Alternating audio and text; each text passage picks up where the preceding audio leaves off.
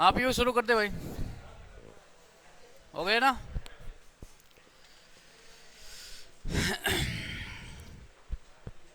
हाँ प्यारे बच्चों, इस जीके के लाइव सेशन में हम बात कर रहे थे भारत की न्यायपालिका के बारे में। और न्यायपालिका में हमारा टॉपिक चल रहा था भारत का सर्वोच्चतम न्यायालय या उच्चतम न्यायालय। ठीक है ना। बात कर रहे थे भारत के सर्वोच्चतम न्यायालय के बारे में। ध्यान रखना, ये पॉलिटिकल साइंस का अंतिम टॉपिक है। तो प्यारे बच्चों, भारत में एकीकृत न्यायपालिका है। आपसे पूछ ले तो भारत में कैसी न्यायपालिका है? एकीकृत। भारत की न्यायपालिका कैसी है? एकीकृत न्यायपालिका है। भारत की न्यायपालिका एकीकृत न्यायपालिका है। भारत की न्यायपालिका स्वतंत्र न्यायपालिका है। क्या है? स्वतंत्र न्यायपालिका है। ध्यान रखना, कार्यपालिका और न्यायपालिका दोनों ही क्या है? अलग अलग है, पृथक पृथक है। न्यायपालिका पर किसी का दबाव नहीं है। और बात करें भारत का अंतिम अपीलीय न्यायालय, आपसे पूछ ले भारत का अंतिम अपीलीय न्यायालय, अपीलीय न्यायालय कौन सा है? सर्वोच्चतम न्यायालय। ठीक है ना। इससे ऊपर आप कोई अपील नहीं कर सकते। हमारी कोई न्यायपालिका नहीं है। सर्वोच्चतम न्यायालय से ऊपर कोई हमारी न्यायपालिका नहीं है। लेकिन प्यारे बच्चों, जब पॉलिटिकल साइंस की क्लास शुरू हुई थी तो मैंने आपको बताया था कि आर्टिकल अनुच्छेद 17 इसका कोई अपवाद नहीं है। सुवासूत है ना, या अस्पृश्यता का अंत। ठीक है ना। भावनाओं में मतलब भाई सुवासूत बोला मैंने ना। ठीक है ना।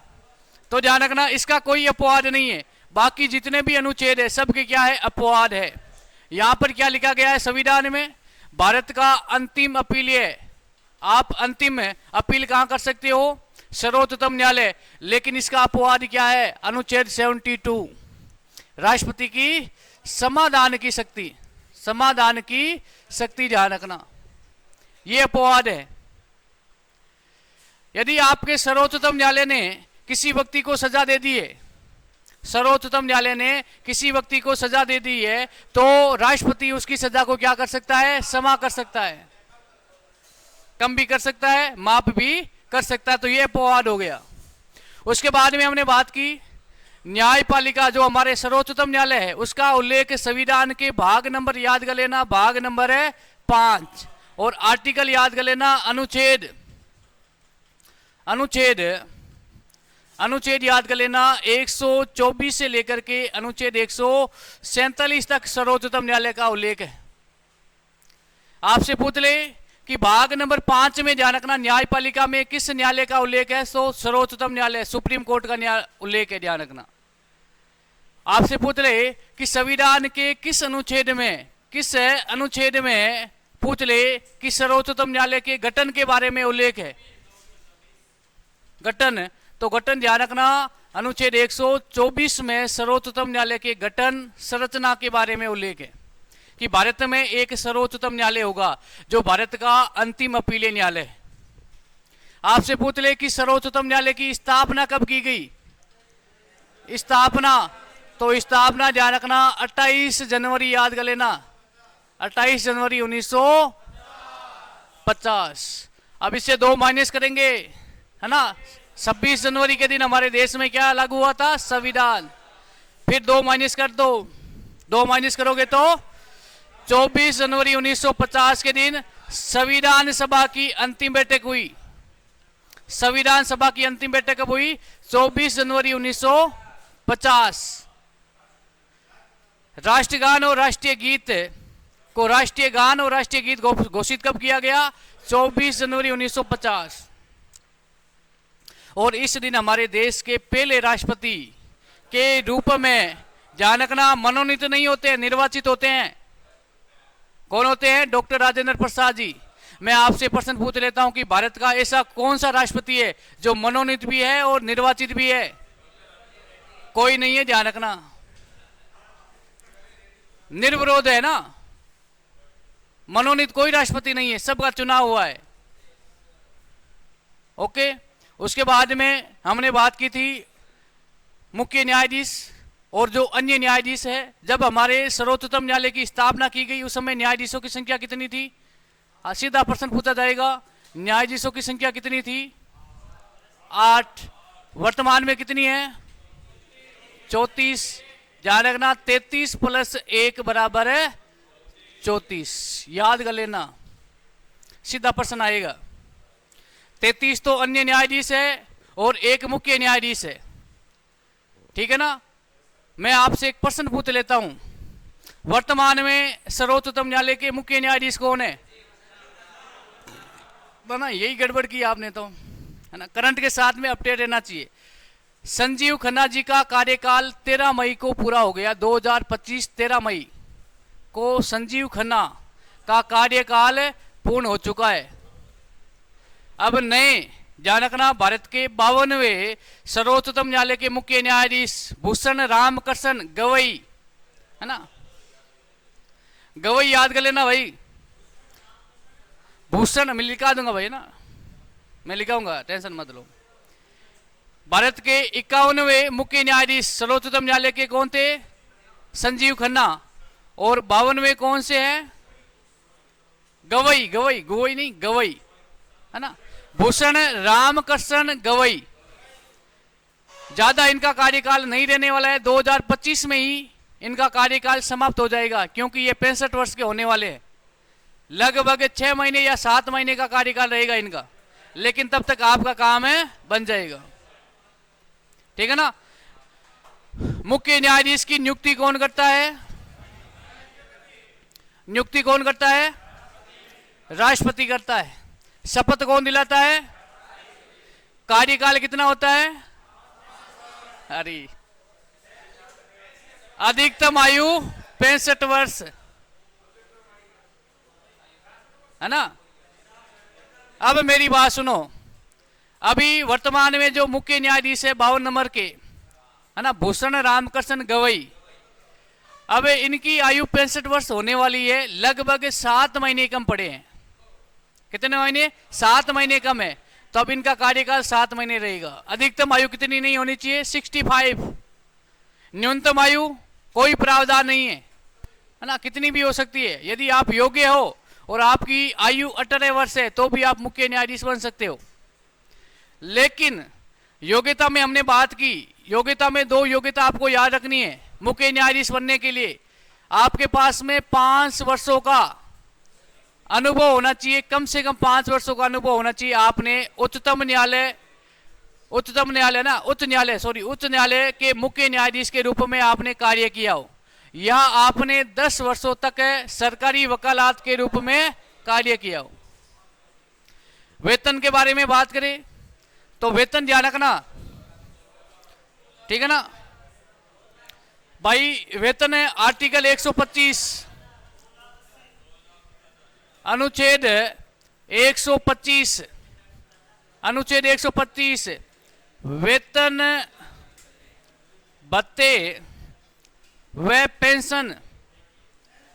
पेंशन का उल्लेख है। वर्तमान में मुख्य न्यायाधीश का वेतन कितना है? मुख्य न्यायाधीश का वेतन है 2,80,000, 2,80,000 ध्यान रखना। और अन्य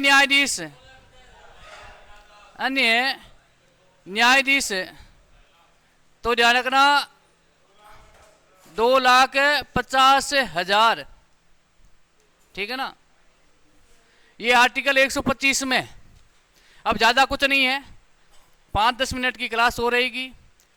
ये पॉलिटिकल आपके सर्वोच्चतम न्यायालय क्या हो जाएगा? समाप्त हो जाएगा। उसके बाद में मैं एक बार वापिस संविधान के निर्माण से लेकर के जो अभी तक हमने जो पढ़ा है उसका वापिस 0 से रिवीजन कराऊंगा, फटाफट कराऊंगा, ध्यान रखना, ठीक है ना। अब बात करें, लिखना अनुच्छेद 126, है ना। आर्टिकल भाई लिख देना ना साथ में, याद रहे तो अच्छी बात है। अनुच्छेद 126 में क्या है? अनुच्छेद 126 आर्टिकल 126 में कार्यकारी कार्यकारी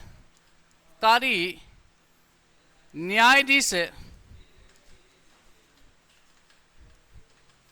की नियुक्ति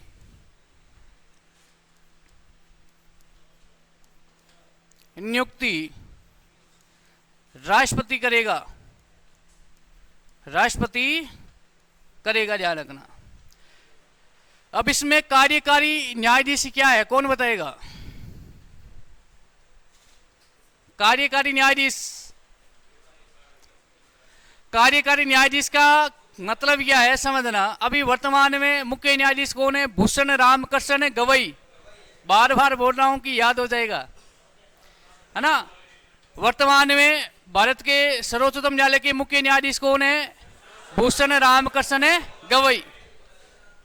52 मुख्य न्यायाधीश है। अब गवई जी बोलते हैं एक दिन की अचानक मेरी शरीर में दर्द हो रहा है, तबीयत खराब हो गई है, अब मैं काम नहीं कर सकता हूं, मुझे कुछ दिनों के लिए छुट्टी चाहिए, आराम चाहिए। या गवई जी के परिवार में कोई फंक्शन है ना, हाँ, बेटा बेटी की कोई शादी आ गई है, तो गवई जी बोलेंगे कि मुझे तो भाई जाना पड़ेगा, है ना, मुझे कुछ दिनों के लिए छुट्टी चाहिए। तो ऐसी स्थिति में भाई किसी कारणवश मुख्य न्यायाधीश का पद क्या हो? रिक्त हो। तो ऐसी स्थिति में राष्ट्रपति जो अन्य न्यायाधीश है ना, वर्तमान में कितने हैं? 33। इसमें से एक व्यक्ति को कार्यकारी मुख्य न्यायाधीश के रूप में नियुक्त करेगा। समझ गए ना? ये होता है कार्यकारी मुख्य न्यायाधीश। बस इतनी बात याद कर लेना। कार्यकारी मुख्य न्यायाधीश की नियुक्ति कौन करता है? राष्ट्रपति कर लेता है। बाकी आर्टिकल याद रहे तो अच्छी बात है, नहीं रहे तो उससे भी अच्छी बात है ना। बाकी लिखे ना, याद तो नहीं है, और भी लिखे। अनुच्छेद याद है क्या? है ना, वैसे यही काम चल जाएगा। लेकिन अनुच्छेद से प्रश्न पूछे जाते हैं। आप ये टेस्ट दे रहे हो तो टेस्ट में, हर टेस्ट में 1-2 प्रश्न अनुच्छेद आर्टिकल से है या नहीं है, है ना।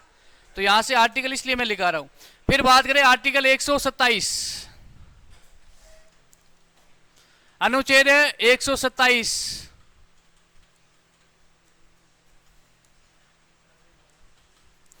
अनुच्छेद 127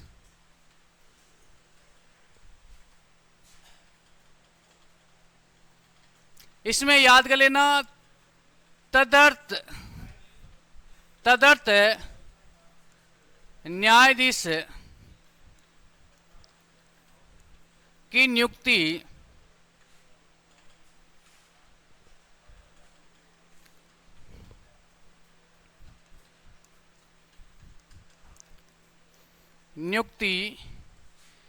राष्ट्रपति करेगा।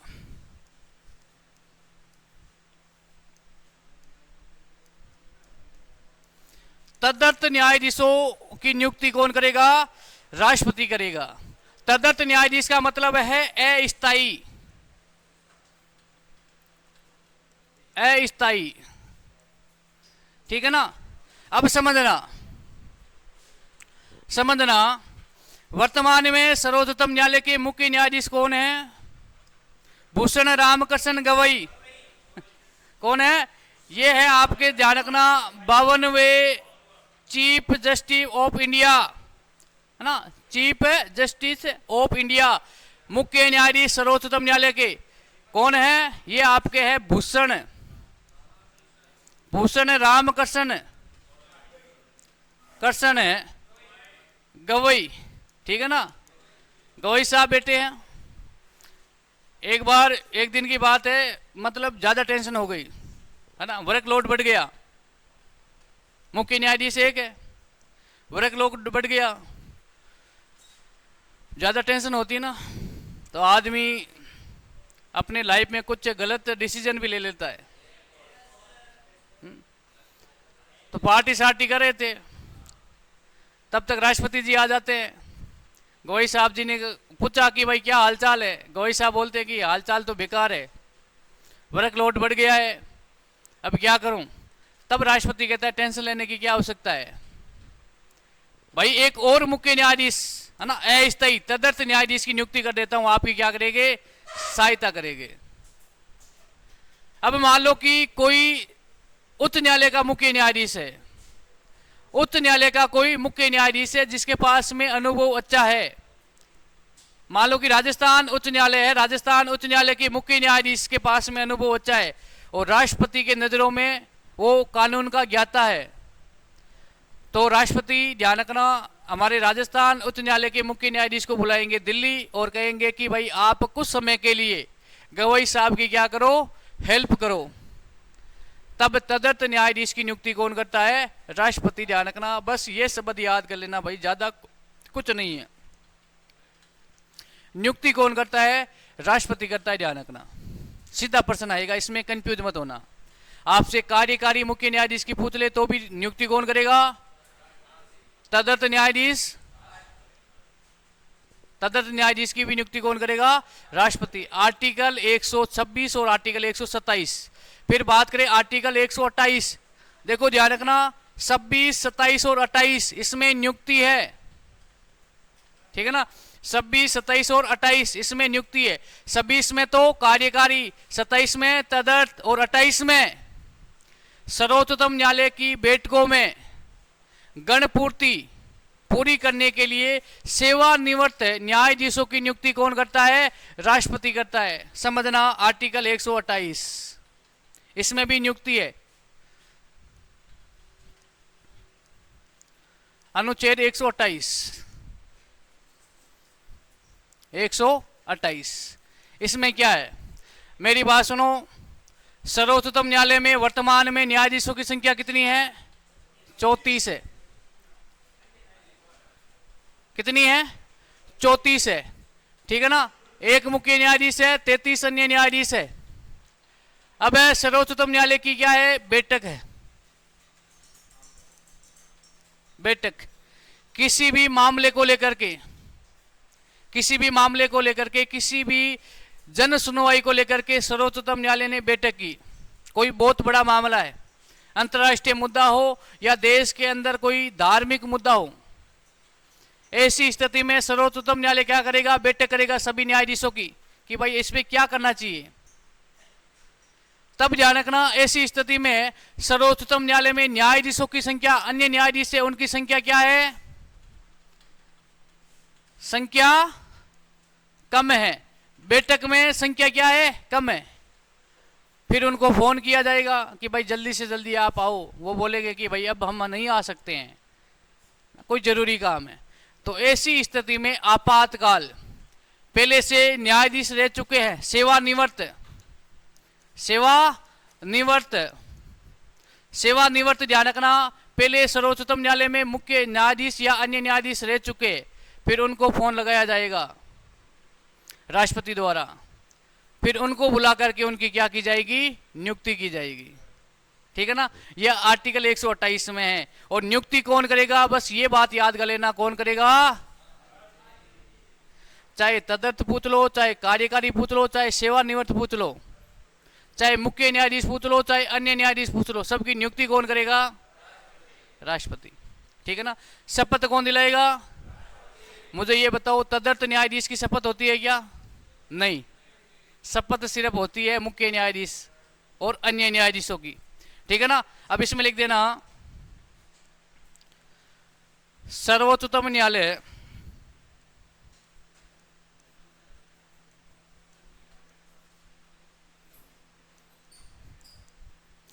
न्यायालय की बैठकों की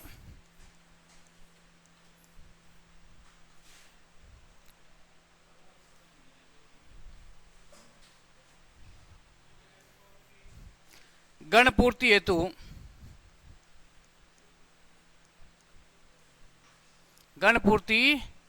हेतु राष्ट्रपति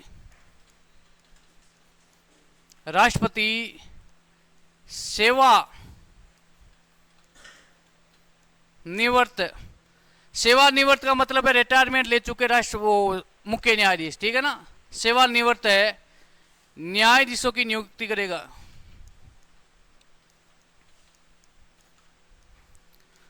निशों की नियुक्ति करेगा।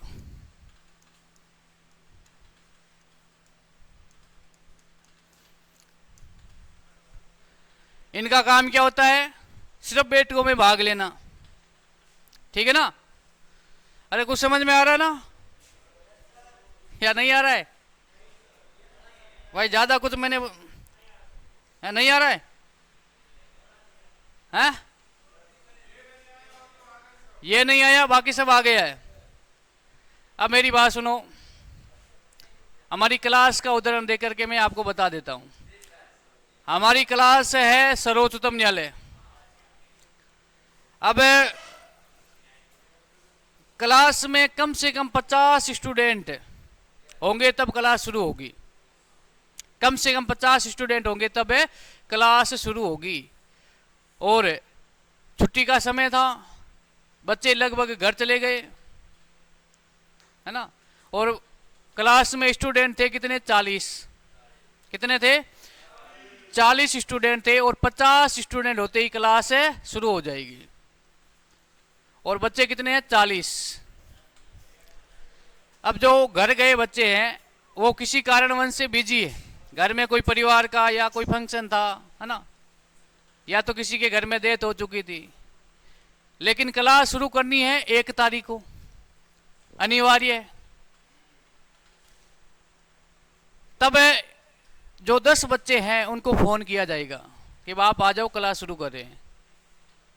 हमारी मजबूरी है, 10-50 स्टूडेंट करने भी जरूरी है। अब बच्चे सब बोलेंगे कि सर हम 1 तारीख को नहीं आ सकते हैं। तो ऐसी स्थिति में जो पुराने स्टूडेंट है, डिफेंस में पहले से क्लास ले चुके हैं, उन बच्चों को बुलाएंगे। क्योंकि वो बच्चे भाई कोई ज्वाइनिंग में है या कोई नौकरी में लग गया या कोई दूसरी काम में लग गया है, तो उन बच्चों को फोन किया जाएगा। तो पुराने स्टूडेंट हुए या नहीं हुए, डिफेंस से तो वो सेवानिवृत्त हो गए हैं, तो उनको फोन करके क्या करेंगे? बुलाएंगे। 10 बच्चों को बुलाएंगे। बुलाएंगे कौन? कमांडो सर बुलाएंगे, है ना, राष्ट्रपति है भाई, बुलाएंगे ना। तो ये संख्या हो जाएगी पूरी। फिर नए बच्चे वापिस वो आ जाएंगे, तो ये वापिस चले जाएंगे, ठीक है ना। तो ये आर्टिकल 128 में सर्वोच्चतम न्यायालय की बैठक की जो सीमा निर्धारित कर रखते हैं कि भाई कम से कम कोई मामला आ गया कि भाई 2 राज्यों के बीच में विवाद है, 2 राज्यों के बीच में विवाद है, ध्यान रखना, विवाद है। जैसे कि राजस्थान व एमपी के बीच में विवाद है। अब इस मामले को लेकर के ध्यान रखना, राजस्थान और एमपी के बीच में माही नदी जल विवाद है, चंबल नदी जल विवाद है, मान लो। अब ये विवाद है। अब इस विवाद को सुलझाने के लिए सर्वोच्चतम न्यायालय क्या करेगा? बैठक बुलाएगा, अपने न्यायाधीशों की क्या बुलाएगा? बैठक बुलाएगा। और कहेंगे कि कम से कम इसमें भाई कितने होने चाहिए? 33 न्यायाधीश शामिल होने चाहिए कम से कम, और बाकी न्यायाधीश छुट्टी पे हैं। तो ऐसी स्थिति में ध्यान रखना, ऐसी स्थिति में जो रिटायरमेंट सेवानिवृत्त न्यायाधीश है उनको वापस बुला करके उनकी नियुक्ति की जाएगी जब तक वो वापस नहीं आएंगे। ये आर्टिकल 128 में, इस बैठक में भाग लेने के लिए, ठीक है ना। आ गया समझ में या नहीं आया? वापिस समझा दूं भाई? आ गए ना? बस इतना याद कर लेना, सेवानिवृत्त न्यायाधीशों की नियुक्ति कौन करता है? बाकी छोड़ो सब कुछ, है ना। ज्ञाता नहीं बनना है भाई, पेपर पास करना है, ठीक है ना। अब ये आर्टिकल 129 है ना, ये वेरी वेरी इंपोर्टेंट करके लिखना। अनुच्छेद 129 याद कर लेना। पर्सन यहां से टपकने की फुल संभावना है, रियल बात बता रहा हूं ना। आर्टिकल 124 और आर्टिकल 129 2 अनुच्छेद तो कम से कम याद होने चाहिए।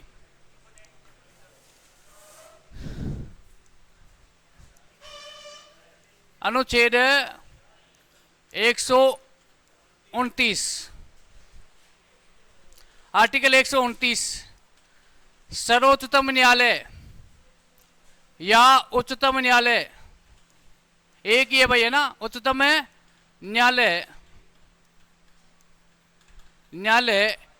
एक अभिलेखीय न्यायालय है, ठीक है ना, एक अभिलेखीय न्यायालय। अब इसको कौन बताएगा? अभिलेखीय न्यायालय का मतलब यह है,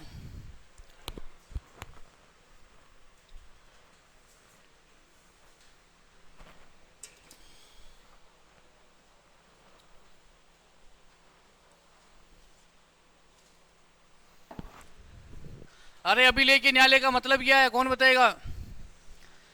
देखो मेरी बात सुनो, अभिलेख के न्यायालय का मतलब है, लिख दो अपने अपनी भाषा में लिखो, समझ में आ जाएगा। लिखो, लिखना, सर्वोच्चतम न्यायालय,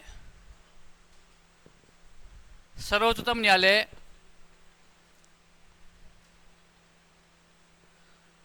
कोई भी निर्णय सुनाएगा, कोई भी निर्णय सुनाएगा, उसकी वीडियो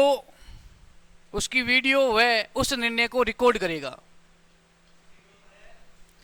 उसकी वीडियो वह उससे सुनवाई की रिकॉर्डिंग की जाएगी, उसे रिकॉर्ड करेगा। समझ गए ना? मान लो कि कोई मामला आ गया है, कोई केस है, क्या है? कोई केस, सर्वोच्चतम न्यायालय करेगा। ये कोई केस है, अब इस केस की क्या हो रही है? सुनवाई हो रही है, सुनवाई हो रही है। अब इस सुनवाई पूरी को क्या करेंगे? रिकॉर्ड करेंगे। क्या करेंगे? रिकॉर्ड करेंगे, इसका वीडियो बनाएंगे, है ना? सर्वोच्चतम न्यायालय बनाएगा भाई। क्यों बनाएगा? कि यह मामला, यह केस कैसा है? हत्या का। क्या है? हत्या का केस है। और फिर कोई हत्या का केस आ गया और सर्वोच्चतम न्यायालय के सामने कोई समस्या आ गई, तो उस रिकॉर्डिंग को देखेंगे कि भाई इस केस में यह सजा सुनाई थी। मान लो कि ऐसा ना हो कि इस केस में किसी व्यक्ति को हत्या के मामले में फांसी की सजा दे दी है। क्या दे दी है? फांसी, है ना? और ये केस कैसा है? हत्या का। ठीक है ना? अब कई वर्षों के बाद में एक और केस आ गया, और केस कैसा आया है? वैसा का वैसा। तो सर्वोच्चतम न्यायालय वापिस उस केस को देखेगा, रिकॉर्डिंग सुनेगा कि भाई उस न्यायाधीश ने इस केस में कौन सी सजा सुनाई है, वापिस से वही सजा उसको सुनाएंगे। ठीक है ना? ऐसा ना हो कि भाई एक को सजा दे दे फांसी की और एक को सजा दे 10 साल की। तो इसलिए जो भी डिसीजन सुनाएगा सर्वोच्चतम न्यायालय, वो सब क्या होती है? रिकॉर्ड होती है। कैमरे लगे हुए हैं, है ना? स्पीकर लगे हुए हैं, वॉइस कैप्चर भी लगे हुए हैं। जो भी सर्वोच्चतम न्यायालय में वकील या मुख्य न्यायाधीश जो भी डिसीजन सुनाएंगे, वो सब क्या करते हैं? रिकॉर्ड करते हैं। उसकी अपने आप ऑटोमेटिक क्या बनती है? वीडियो बनती है। आप देखते नहीं हो क्या? यूट्यूब पे देख लेना भाई, यूट्यूब पे आप देख लेना। लगभग तो बहुत कम चांस है वीडियो ऐसे मिलेंगे, लेकिन फिर भी मिल जाएंगे, है ना? आप देखना, मुख्य न्यायाधीश है, कोई है ना तलाक के है ना, जो ये तलाक वाले है ना, ये तलाक वाले ऐसे ज़्यादातर यूट्यूब पे आपको मिल जाएंगे, क्योंकि मुख्य न्यायाधीश उनको समझाने की कोशिश कर रहे हैं कि भाई आज तलाक वाले मामले ज़्यादा ही बढ़ रहे हैं, तो ऐसे मामला ना बढ़े ना। तो आपको देखने को मिल जाएगा, सभी चीज़ें क्या होती है? रिकॉर्ड होती है। आर्टिकल 129 है, ठीक है ना? अब आर्टिकल 130 में सर्वोच्चतम न्यायालय के अधिकार क्षेत्र, है ना, या स्थान के बारे में है, लिखने की आवश्यकता नहीं है। अब महत्वपूर्ण बात यह है कि भारत के सर्वोच्चतम न्यायालय के प्रथम मुख्य न्यायाधीश, लिखना प्रथम, भाई मैं पूरा नाम नहीं लिखूंगा सर्वोच्चतम न्यायालय, क्योंकि हम क्या पढ़ रहे हैं? सर्वोच्चतम न्यायालय, उच्चतम न्यायालय पढ़ रहे हैं, ठीक है ना? प्रथम है मुख्य न्यायाधीश, कौन था? मुख्य न्यायाधीश कौन है रे? कौन था भाई? हीरालाल जेकानिया। वेरी गुड, लिखना हीरालाल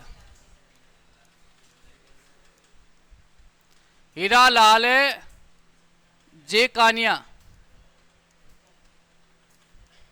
हीरालाल जेकानिया, ठीक है ना? प्रथम महिला न्यायाधीश, प्रथम महिला न्यायाधीश। आपसे पूछ ले प्रथम महिला मुख्य न्यायाधीश, ये तो भाई न्यायाधीश है, ध्यान रखना, सर्वोच्चतम न्यायालय में अभी तक कोई भी महिला मुख्य न्यायाधीश के रूप में नियुक्त नहीं हुई है। न्यायाधीश के रूप में नियुक्त हुई है, उसका नाम क्या है? हाँ, प्रथम महिला न्यायाधीश कौन है? फतिमा बीबी। बीबी याद कर लो भाई, फतिमा बीबी।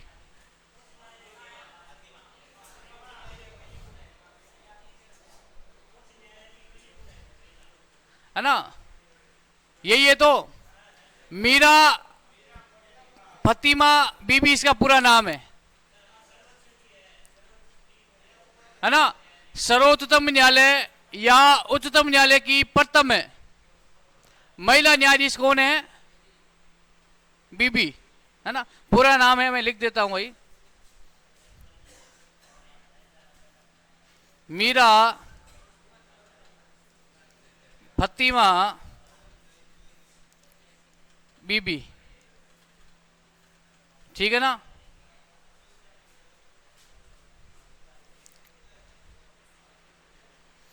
अब आपसे पूछ ले कि सर्वाधिक लंबे कार्यकाल वाले मुख्य न्यायाधीश, सर्वाधिक लंबे कार्यकाल वाले मुख्य न्यायाधीश, है ना, कौन थे? अरे यार, पुराने स्टूडेंट तो कम से कम बता दो।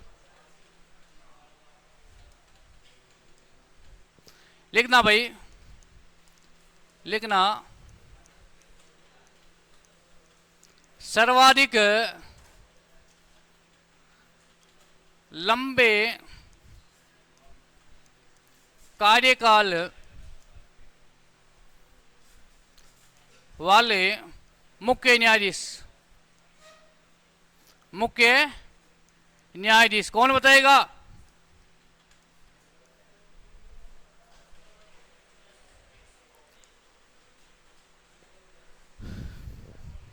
लिखना भाई,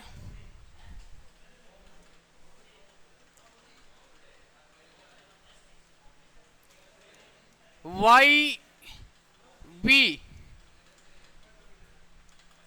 चंद्रचूड़। वाई वी चंद्रचूड़ सर्वाधिक लंबे कार्यकाल वाले मुख्य न्यायाधीश है। ठीक है ना।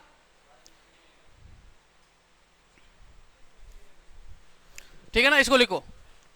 फिर बात कर ले सबसे कम कार्यकाल वाले। यह भी प्रश्न पूछा जा सकता है भाई, कम कार्यकाल, सबसे कम कार्यकाल, कम कार्यकाल वाले मुख्य न्यायाधीश कौन बताएगा? अरे वेरी गुड, सही बता रहे हो। हाँ, कोई शेर है? सबसे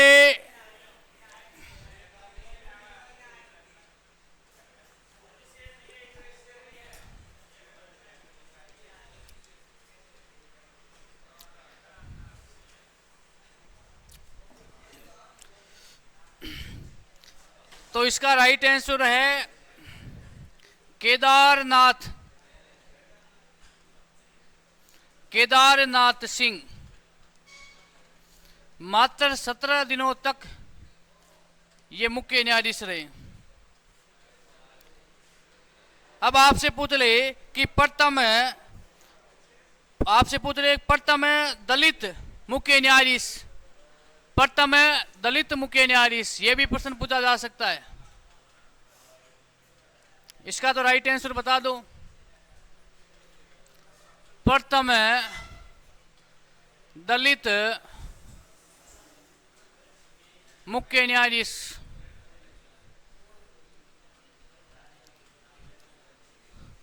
प्रथम दलित मुख्य न्यायाधीश कौन था?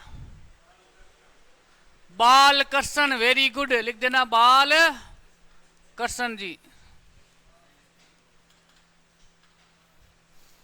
अब मैं आपसे पूछ लेता हूं कि दूसरे दलित कौन है?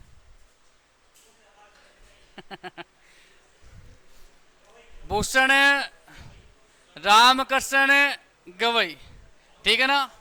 अब मेरी बात सुनो, 2 लाइनें हैं, लास्ट है। अब फिर सर्वोच्चतम न्यायालय को क्या देते हैं, विदाई। ठीक है ना। अब आपसे पूछ ले कि 51वें मुख्य न्यायाधीश कौन थे। 51वें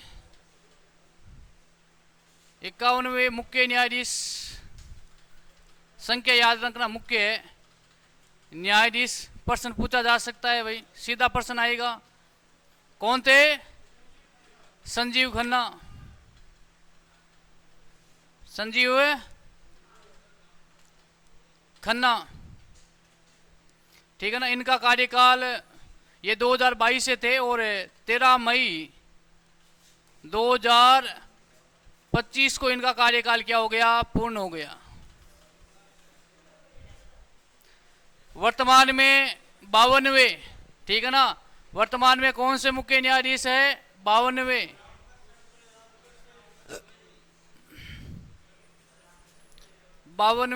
वे वर्तमान मुख्य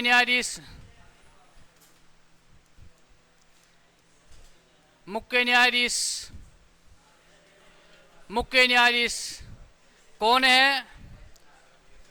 तो ध्यान रखना, भूषण रामकृष्ण गवई। ये दूसरे दलित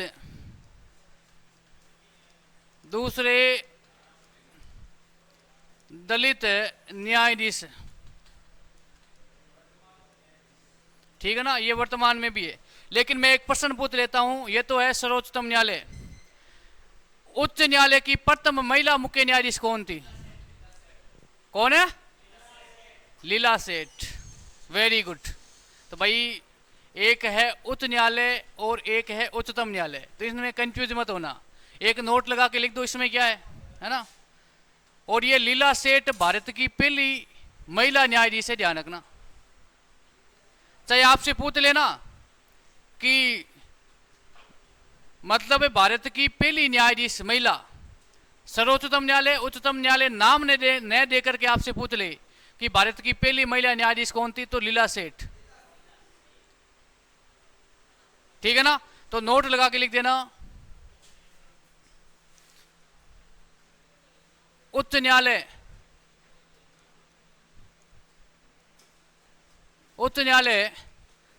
की प्रथम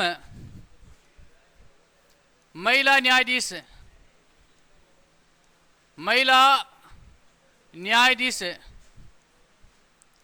कौन थी? लीला सेठ।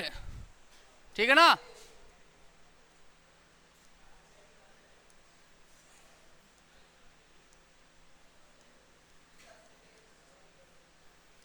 ओके। अब भाई इसी के साथ में ये आपके पॉलिटिकल साइंस में सर्वोच्चतम न्यायालय क्या हो गया, समाप्त हो गया। अब कुछ महत्वपूर्ण फैक्ट हैं, आपसे पूछ ले भाई, वाद नहीं है ना। आपसे पूछ ले कि मुख्यमंत्री की नियुक्ति कौन करता है, तो कुछ महत्वपूर्ण फैक्ट के बारे में बात कर लेते हैं। और किसी के पास में पॉलिटिकल साइंस के पूरे नोट्स है क्या? मैंने अभी इस क्लास के है क्या किसी के पास में? तो मैंने कैबिनेट एक मंत्रिमंडल लिखाया था आजादी से पहले की, लिखे हुए है क्या? नहीं लिखाया क्या? तो भाई हेडिंग डालना, यहां से प्रश्न पूछने की संभावना है। हेडिंग डालना, भारत की अंतरिम सरकार की प्रथम हेडिंग डालना,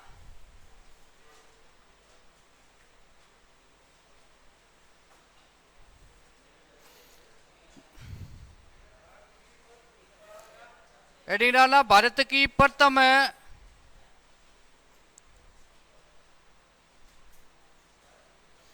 मंत्रिमंडल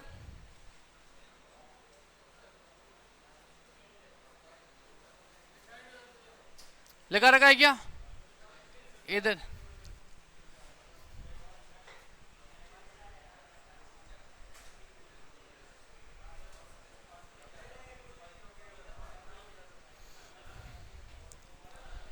है ना।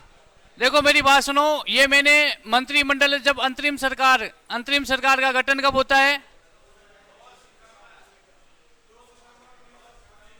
2 सितंबर 1946 को। 15 अगस्त 1947 को देश आजाद हो जाता है और देश का विभाजन हो जाता है, तो ये मंत्रिमंडल वापिस से चेंज हो जाती है। तो नेक्स्ट हेडिंग लिखना, मैं ये भी लिखा देता हूं, लिखना हेडिंग डालना, यहां से प्रश्न आएगा, ठीक है ना। हेडिंग डालना स्वतंत्रता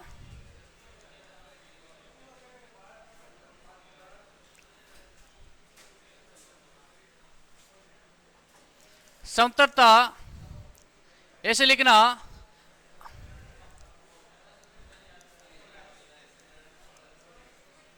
स्वतंत्र भारत के अंतरिम सरकार की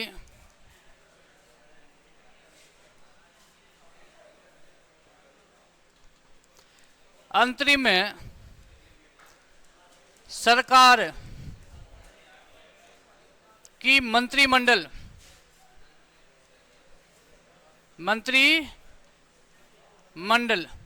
ठीक है ना, 15 अगस्त 1947 को, ठीक है ना। जो ये अंतरिम सरकार है, अंतरिम सरकार का गठन कब किया गया? 2 सितंबर 1946 को। अरे भाई समझ लो, यहां से प्रश्न आएगा, है ना। फिर बाद में कहोगे कि सर ने ये नहीं लिखा यार, ये नहीं लिखा यार, ठीक है ना। और ये मैं लिखा चुका हूं, जब अंतरिम सरकार का गठन किया गया उस समय मंत्रिमंडल, उसमें ध्यान रखना इसमें कांग्रेस और मुस्लिम लीग दोनों के हैं, लेकिन आजादी के बाद में मुस्लिम लीग क्या हो जाती है? अलग हो जाती है। तो मंत्रिमंडल क्या हो जाती है? चेंज हो जाती है, ठीक है ना। तब इसमें लिखना, मैं मंत्रियों के नाम लिखूंगा और साथ में विभाग लिखूंगा। लिखना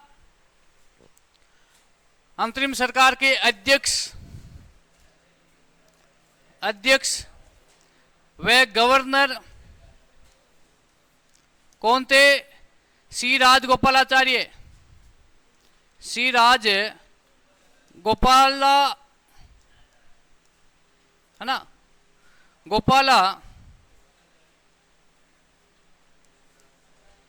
गोपालाचारी, ठीक है ना। सी राज गोपालाचारी आजादी के बाद में अंतरिम सरकार के क्या बन जाते हैं? अध्यक्ष बन जाते हैं। उसके बाद में लिखना प्रधानमंत्री, लिखना प्रधानमंत्री व उपाध्यक्ष,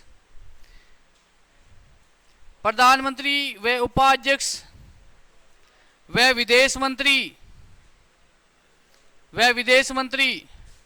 कौन थे? पंडित जवाहरलाल नेहरू।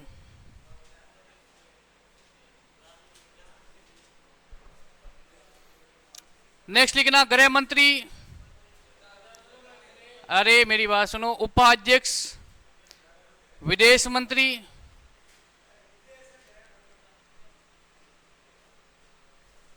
है ये विदेश मंत्री होता है, ये पता है ना।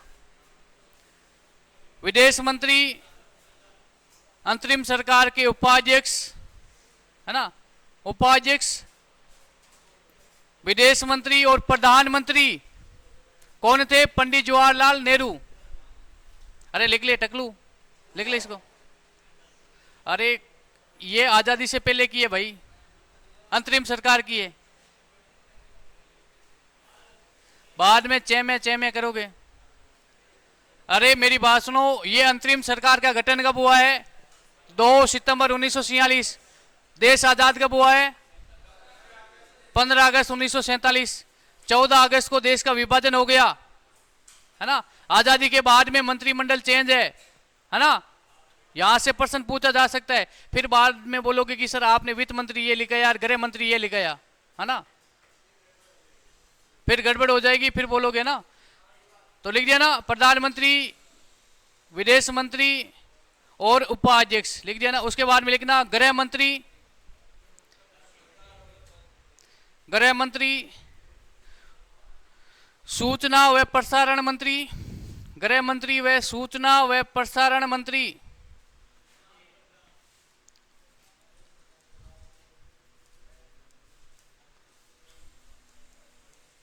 प्रसारण मंत्री लिखना सरदार वल्लभ भाई पटेल, पटेल। नेक्स्ट लिखना विधि मंत्री, विधि या कानून मंत्री, कानून मंत्री लिखना बी आर अम्बेडकर।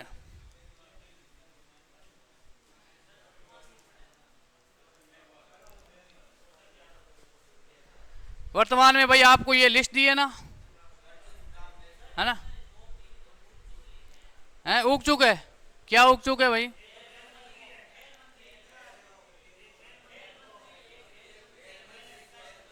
रेल मंत्री क्या है इसमें?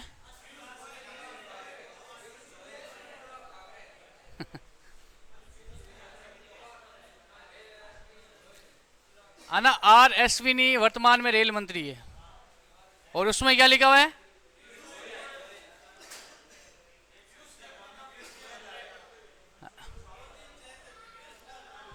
मुझे बताना है ना, ये क्लास के बाद में मैं, है ना, विधि मंत्री या कानून मंत्री। उसके बाद में लिखना रक्षा मंत्री, लिखना रक्षा मंत्री। भाई आवाज मत करो, लिखो जल्दी लिखो, रक्षा मंत्री। अब रक्षा किससे होती है? बल से होती है, तो बलदेव सिंह, बलदेव सिंह। रक्षा किससे करोगे? बल से करोगे, और बलदेव सिंह क्या थे? रक्षा मंत्री। नेक्स्ट लिखना कृषि व खाद्य मंत्री, कृषि व खाद्य मंत्री, कृषि व खाद्य मंत्री डॉक्टर राजेंद्र प्रसाद, राजेंद्र प्रसाद। अरे आवाज मत करो, पीछे है ना, लिखते तो नहीं हो आप, हाँ फालतू में क्यों माहौल खराब करे हो?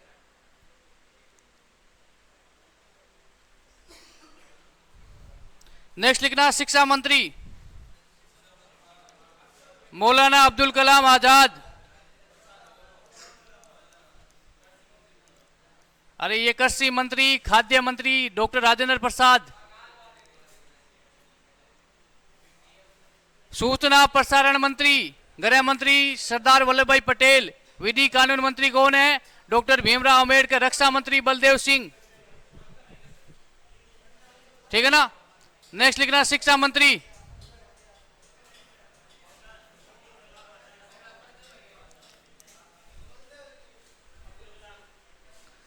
नेक्स्ट लिखना शिक्षा मंत्री लिखना मौलाना Abdul Kalam Azad,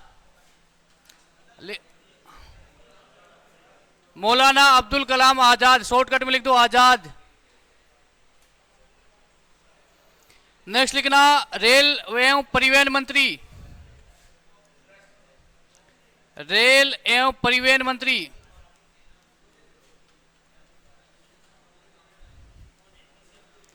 John मंथाई।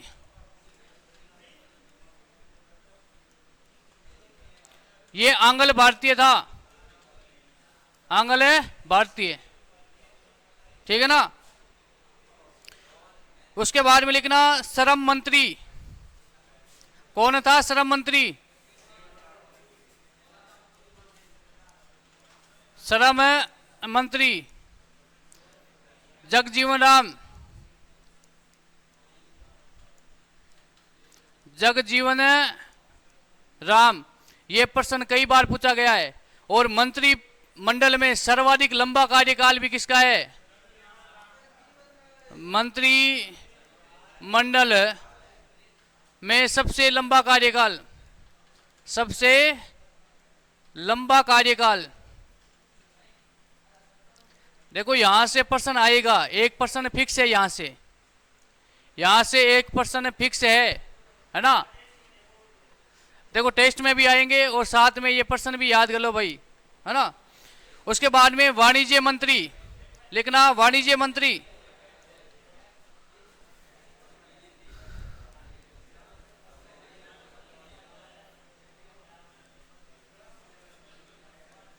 CH Bamba, CH Bamba, bamboo है नहीं, आपने राजस्थान में ही है ना। वाणिज्य मंत्री CH भांबा। क्या लिखा हुआ है? भांबा ना, लिख ले इसको। उसके बाद में लिखना संचार मंत्री,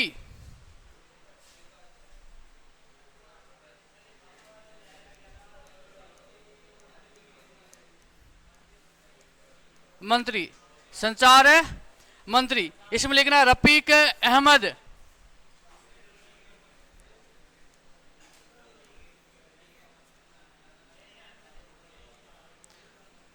अली, ठीक है ना। उसके बाद में लिखना वित्त मंत्री,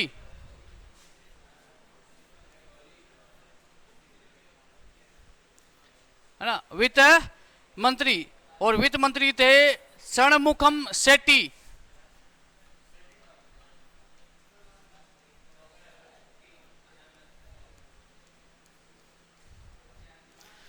है ना, वित्त मंत्री षणमुख शेट्टी। उसके बाद में लिखना स्वास्थ्य मंत्री,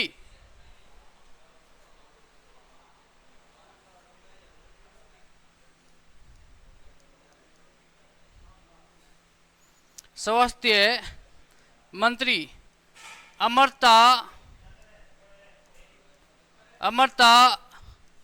राजकौर, ठीक है ना। ये प्रथम महिला मंत्री है, प्रथम है महिला मंत्री। महिला मंत्री कौन थी?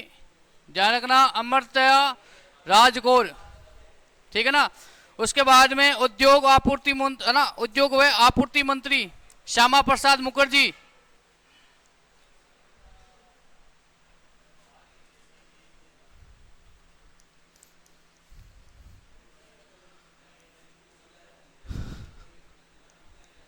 आपूर्ति मंत्री श्यामा प्रसाद जी, श्यामा प्रसाद, ठीक है ना। और अंतिम लिख देना कार्य खान है ऊर्जा मंत्री।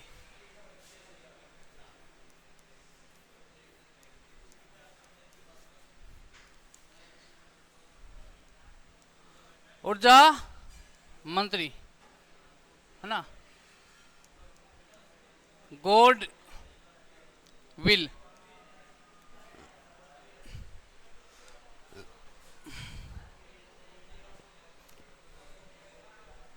भाई पूरा नाम लिख देना,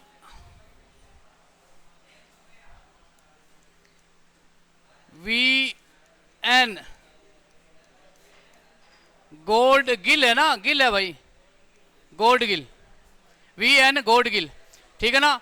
अब ये आप गिन लो कितने हुए हैं? 14। तो आपसे पूछ ले आजादी के बाद में अंतरिम सरकार में मंत्रिमंडल में कुल कितने सदस्य थे? कितने थे? 14, ठीक है ना।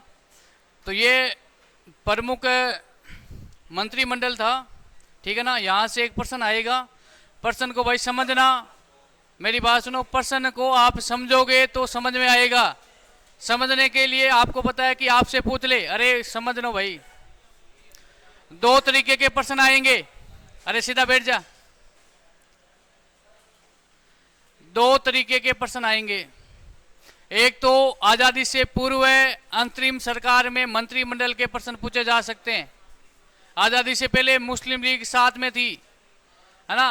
फिर आजादी के बाद में ध्यान रखना, ये मंत्रिमंडल याद कर लेना, है ना। यहां से प्रश्न आएगा या तो या आजादी से पहले के प्रश्न आएगा। एक प्रश्न फिक्स है, बाद में इधर उधर देखोगे, है ना। इजी प्रश्न है, ये बोनस के प्रश्न है, गलत नहीं होने चाहिए, ठीक है ना। तो भाई आज के लिए इतना ही। जय हिंद, जय भारत। और कल स्टैटिक जीके की क्लास है, इसमें मंदिर के बारे में बात करेंगे।